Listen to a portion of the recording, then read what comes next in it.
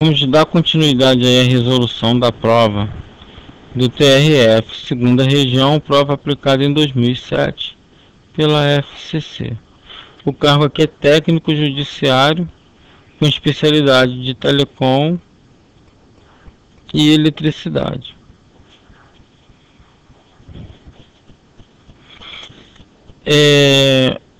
Instruções. O circuito abaixo refere-se às questões de números 38 a 40. Bom, esse circuito aqui tem uma fonte de corrente contínua, uma fonte de corrente alternada, dois resistores, um capacitor e duas chaves de duas posições. Vamos ver o que ele pede agora na questão 38.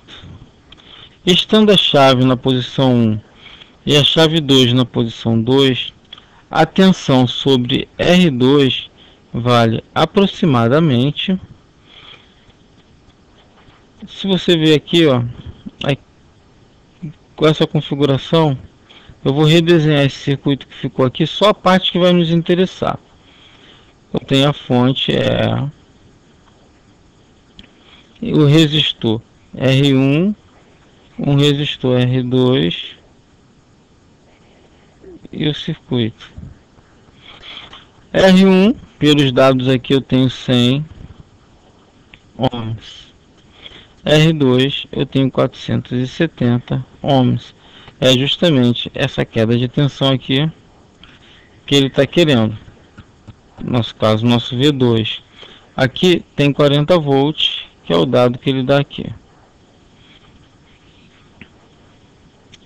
Uma questão desse tipo é mais fácil de resolver pela divisão de tensão. A divisão de tensão é o seguinte: a minha queda de tensão num resistor qualquer, V2, vai ser igual a R2 dividido pela resistência equivalente do circuito, isso vezes a minha tensão E. Lembrando que aqui a resistência equivalente de dois resistores, de um circuito com dois resistores em série, é a soma dos dois resistores. Então eu tenho que o resistor equivalente, né, a resistência equivalente do circuito vai ser 470 mais 100, que dá 570 ohms.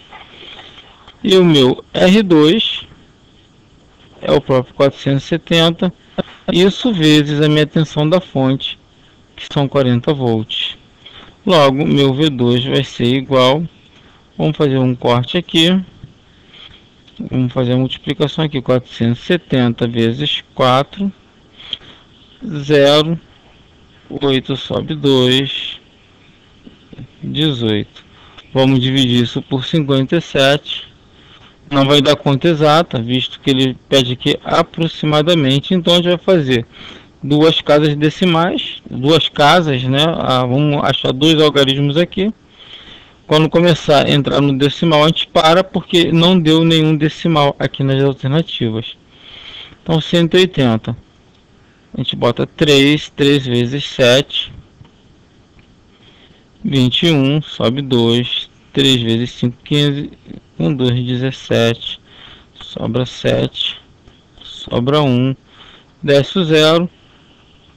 Bom, se eu multipliquei 57 por 3, deu 171, aqui vai dar 170, eu vou aproximar, vai dar 171, eu fico com o resto, menos 1.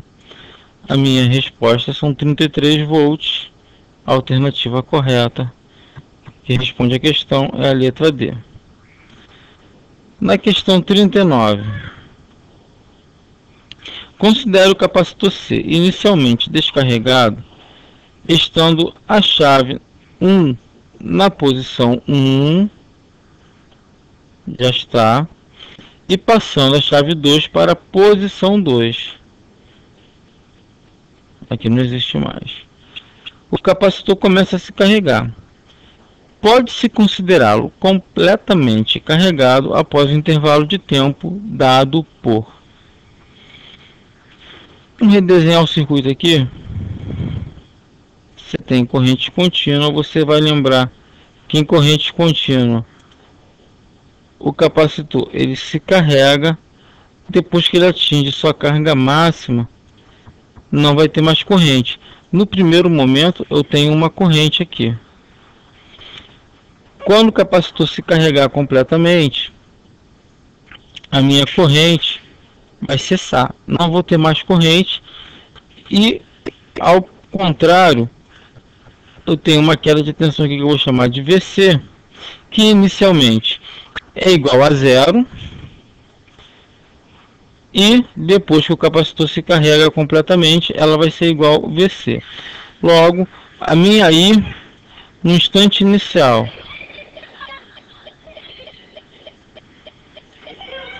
isso é só para você se lembrar do comportamento do capacitor. Minha I vai ser igual a máxima corrente que pode atingir, e VC vai ser igual a zero. Não vou ter queda de tensão aqui. Agora, no instante final,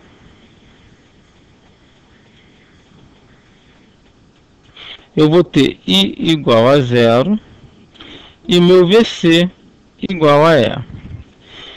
Agora, o que ele quer saber aqui é no instante final, como é que a gente calcula esse tempo. Você lembra que você tem um gráfico aqui contra o tempo, aqui no caso é,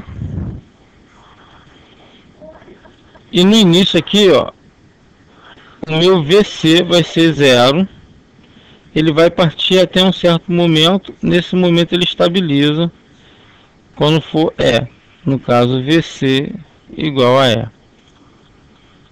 Esse tempo, esse intervalo de tempo aqui, o circuito temporizado, ele vai ser o seguinte: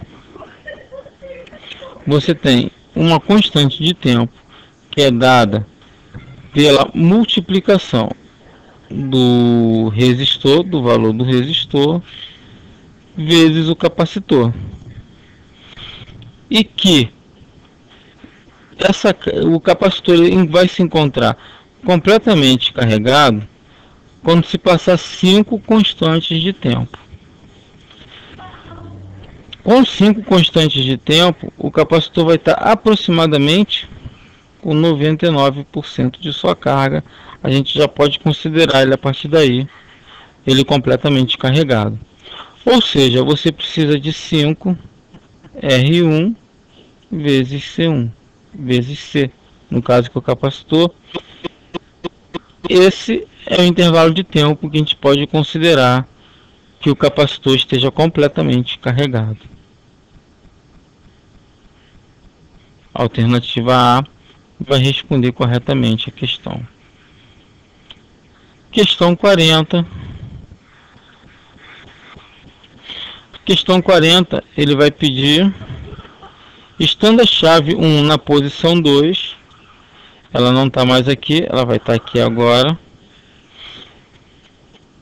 e a chave 2 na posição 2. A reatância do capacitor vale aproximadamente, vamos redesenhar aqui o circuito, para a gente ter uma noção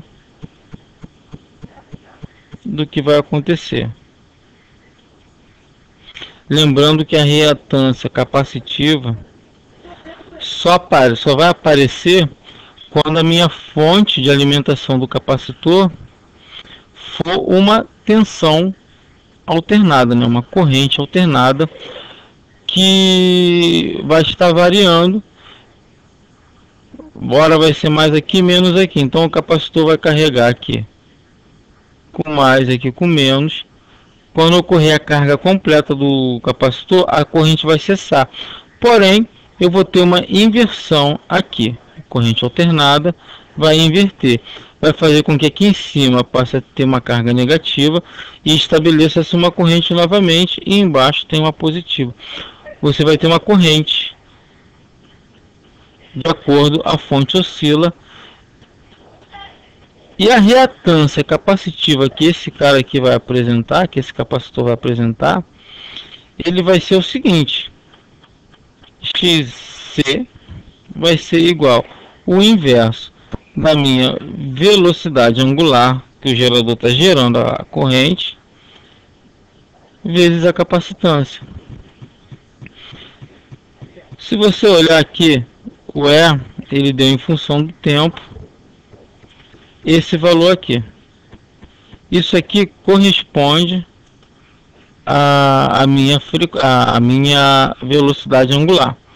Tirando essa variávelzinha aqui, eu tenho minha velocidade angular, que no caso é 2000 π. Eu vou botar aqui 2000 vezes 10 a terceira para ficar mais fácil, π. Isso multiplica 1 microfarad, que é a minha capacitância. Lembrando que micro é igual a 10 a menos 6. 10 a menos 6, 10 a menos 3, eu vou cortar esse aqui e vou ficar com menos 3 aqui. Esse 10 a menos 3, eu jogo lá para cima, ele como 10 a terceira. Então eu tenho xc igual a 10 a terceira, é igual a 1000, dividido por 2π. 2π, como ele está pedindo aqui aproximadamente, para eu facilitar a minha conta, eu vou considerar π igual a 3. Então eu vou ter meu xc aproximado 1000 dividido por 6. A gente arma a conta aqui, 1000 dividido por 6. 10 dividido por 6 dá 1, 6 sobra 4, 0, 6, 36, vai sobrar 4, mais um 0, mais um 6, vou começar a botar casas decimais, 6, 6 vai dar 6 toda a vida. Como eu aproximei aqui, que deveria ser um pouco maior, então o meu resultado da divisão deveria ser um pouco menor, e a alternativa que mais se aproxima com a resposta que eu encontrei aproximadamente é 160 ohms, que é a alternativa que responde corretamente a questão. Por enquanto é só, voltaremos num outro momento com mais algumas questões.